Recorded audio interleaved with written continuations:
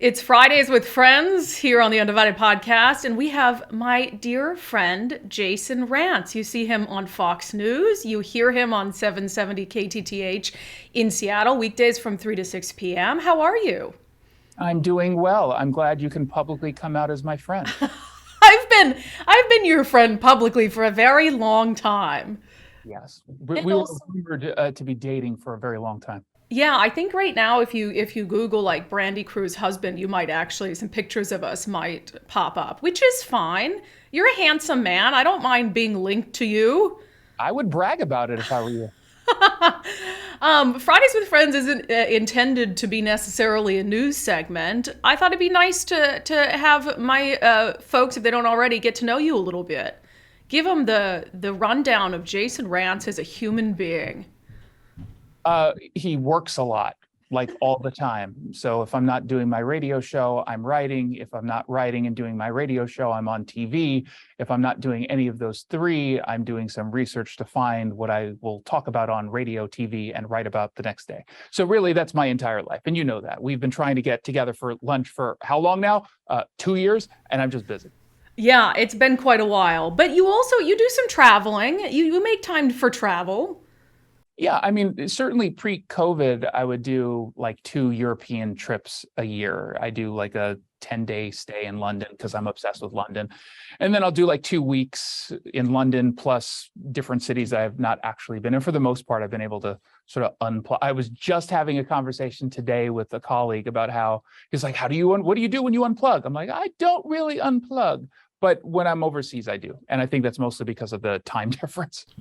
Yeah, you'll take little pictures of at the cafes. Do they call them something else in London? No, they call them. No, it's a cafe. So you just go have bougie coffee and treats and stuff.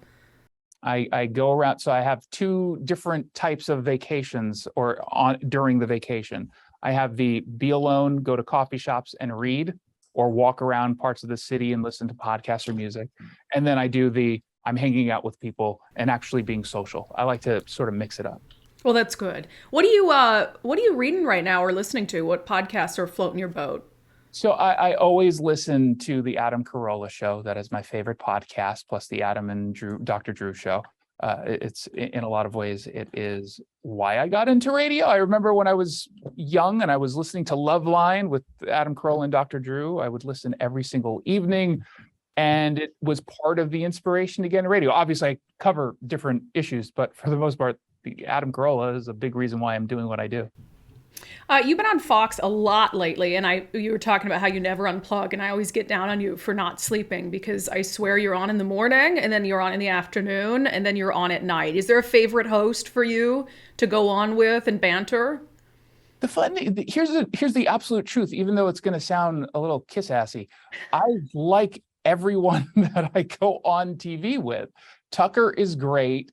Harris Faulkner is amazing, and she and I we talk offline. She comes on my show pretty frequently. Shannon Bream is amazing. I mean, literally everyone I've spoken to. And last week, actually, I was in New York for the first time. I actually went onto the set, and I did like 8 different appearances. Pete Hegseth is a friend. Stuart Varney is amazing. I've legitimately never had a bad experience with any of the hosts or any of the producers, which I have to say, and you'll probably back this up, that's probably rare because, like any other workplace, you've got people who are ornery, like me, and probably are not the nicest people to be around. But everyone there has been great. Yeah, I would say egotistical is a common thing in TV news in particular. So that's pleasant to hear because if you're in the Seattle bubble, everyone who works at Fox News is evil. Yeah, well, we're all fascist white supremacists. Well, exactly, definitely. I want to talk about a blog you just put out. Cops rip bigoted Seattle Pride leaders as they ban uniformed officers from LGBT march. So it's Pride Month, but the annual Seattle Pride Parade is Sunday. So what is the deal with officers and how their presence is going to be limited? Well, we're now told by Seattle Pride that no officer in uniform can be a part of the march. They can't wear any insignia associated with policing, nor can they put out any police propaganda. I don't even know what that means in this context. And so effectively, they're saying to the gay cops in particular, go back in the closet. We don't want you here, because they're pretending that it could be triggering to the community because this came out of the Stonewall riots and police were involved in a way. It's like, just shut up. Just stop this nonsense. You're anti-cop. You're part of the defund movement. This is an organization that's run by Crystal Marks, a former Burien city council member who suffered a humiliating defeat because of her positions around policing in particular and public safety. Carmen Rivera is the other co-director, I guess.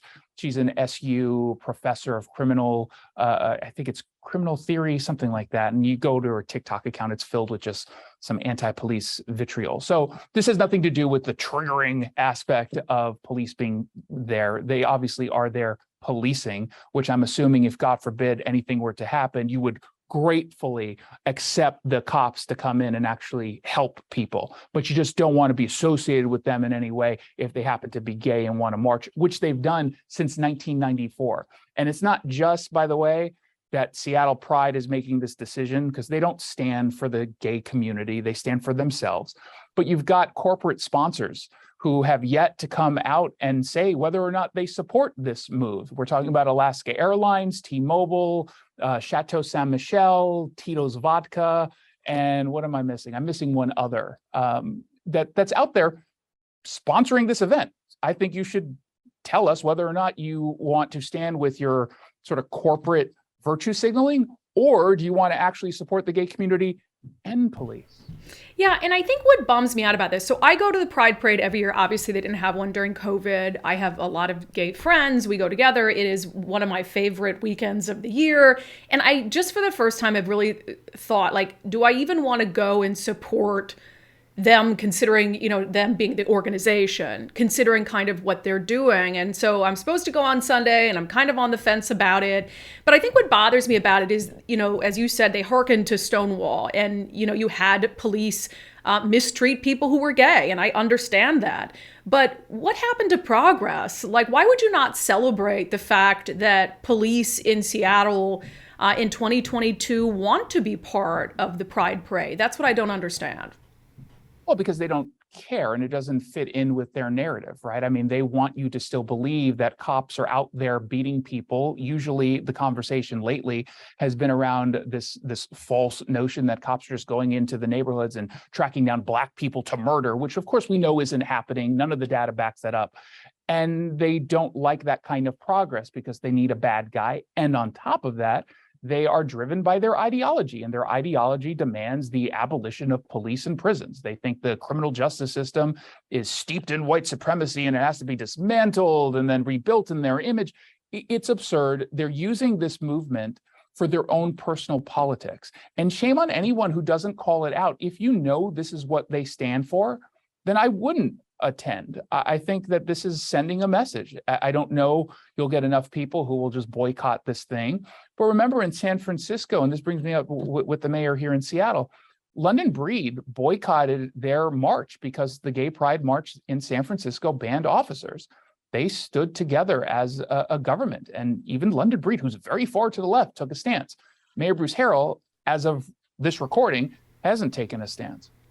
Yeah, it's a tough one. And I mean, for you, so I put out a cartoon a couple weeks ago. I had done this long interview with Crystal Marks when they made a decision to prohibit Amazon from being a corporate sponsor because Amazon had donated money to Republicans who voted against the Equality Act. So had other sponsors that Pride didn't kick out. It was clearly just to make a political point against Amazon. I put out a cartoon that had basically marchers at Seattle Pride, and it said, Seattle Pride, where everyone is welcome except Amazon employees, Republicans, and police officers. And Crystal Marks called me a liar over this cartoon. But for you, as a gay Republican, would you feel welcome at Pride in Seattle if you were to go? No, and that's why I'm not going to go. I make no... I don't hide my politics, nor do I hide the fact that I'm gay. And those are in conflict for, a portion of the community that chooses to take personally political beliefs that don't really impact any of these folks at all. I know that they want to pretend, don't say gay bill, which of course that's not an actual thing. So I don't feel comfortable. And to be clear, if I was heterosexual, and they were doing the same thing towards police, I also wouldn't attend. I care deeply about police. I think we demonize cops way too much, not just in this city, but in this country. And I don't want to participate with that. And that doesn't mean you don't support the gay community. It doesn't mean you support bad cops. It just means you're a reasonable person who doesn't want to be used as a human prop for Crystal Marx and Carmen Rivera for their political agenda. Yeah. One other subject I want to talk to you about that's in the news. I talked earlier on the show about some of the big Supreme Court rulings that have come down. One I didn't discuss because I wanted to wait and discuss it with you is this ruling about concealed carry permits out of New York State, making it essentially easier for anyone in New York State to get a concealed carry permit for their pistol. Does this have wide-ranging impacts, or is it kind of limited to a state like New York that had stricter policies around that? There are a lot of states that have this very same or similar strict policy on guns. Maryland is up now. I mean, I believe it was 6 or 7 states. So this is really significant. And again, anyone who supports constitutional rights in a general sense should be in favor of this. The Second Amendment does not give the government the right to determine whether or not you should have the right to engage in that constitutional issue. We get to carry a gun. We get to bear arms. The government doesn't get to say, okay, convince me that you actually need to engage in this particular right. And an example I've been giving to some people on the left is the First Amendment. So the First Amendment covers speech, including satire. Let's say you want to do a satirical segment on your news program.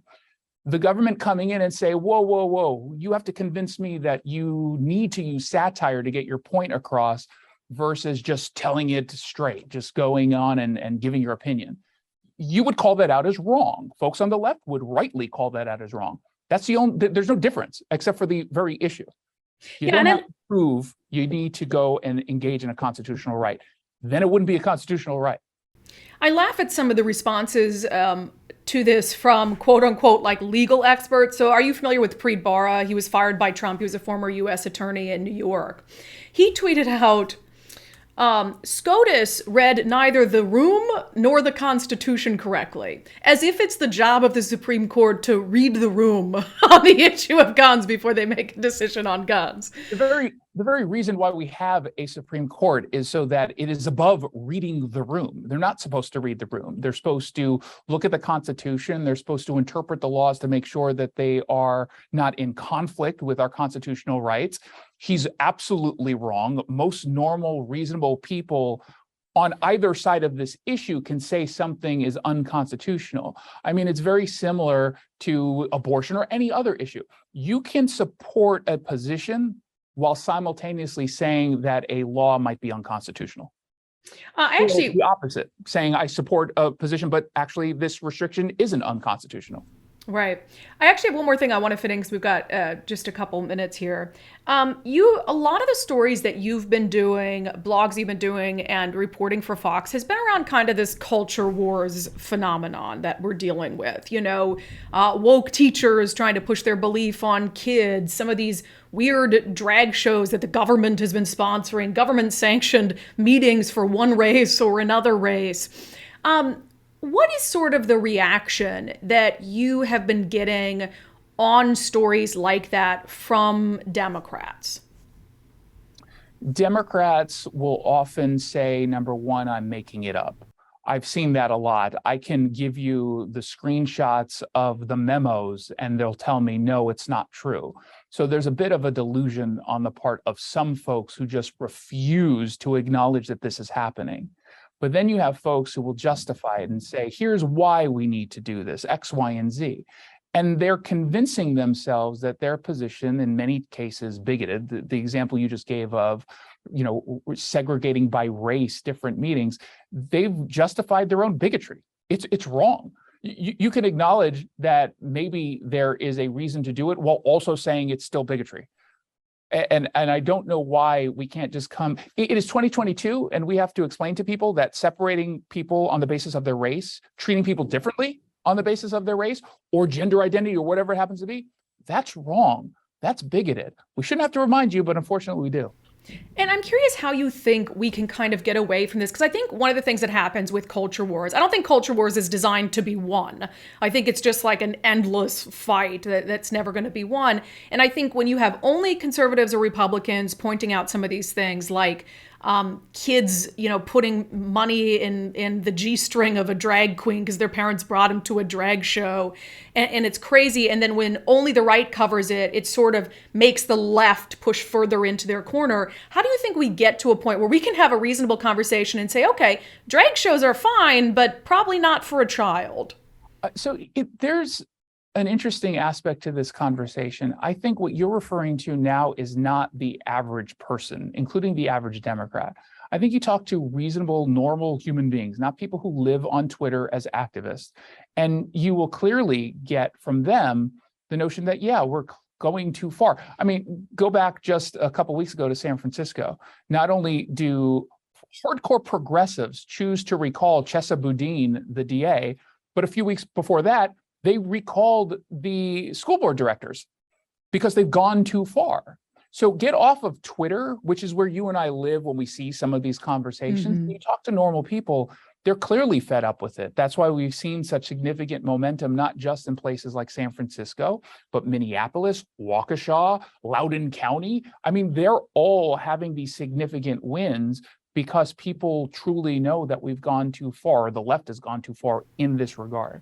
Yeah, and I think you got to have reasonable common sense people be willing to use their voice. I think for regular people who don't live on Twitter or who want to stay away from sort of the drama and the culture wars, it can be intimidating to speak out because things can get so nasty. But if you're just a regular person working hard every day with a family and, normal, quote unquote, I think you have to start speaking out, or else those crazy fringe ideas just sort of dominate the conversation. Jason Rantz, thanks for being on Fridays with Friends. Always nice to see you. A brand segment here, a benchmark, and you don't even get it right. I know, right? It's a tongue twister. Fridays with Friends. Not that people have a hard time finding you because you're everywhere, but how can people watch you and listen to you? So you can get the podcast. Just search Jason Rantz Show wherever it is you get your podcast. You can go to ktth.com as well. And of course, you can follow me on Twitter. That's where I post all the videos after I do them on Fox. And whenever I do a story, we share the hell out of it as well. All right. Sounds good. And I end every conversation of ours by telling you to get some sleep. So get some sleep. Good. Quick nap. Thanks, Jason. Thank you. If you like this video, make sure to become an Undivided subscriber to help us grow this mission to give common sense a comeback. You can do that in two ways: at patreon.com/undivided, or by becoming a contributor on my Locals community, brandykruse.locals.com. Thank you to the founding sponsor of Undivided, 1530 Mortgage. Visit them at 1530mortgage.com.